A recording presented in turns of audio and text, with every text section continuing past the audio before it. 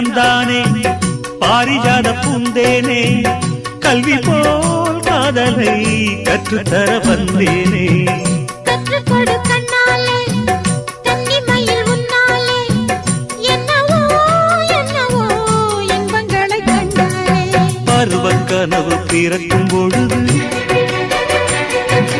இறகு முளைத்து பறக்கும் மனது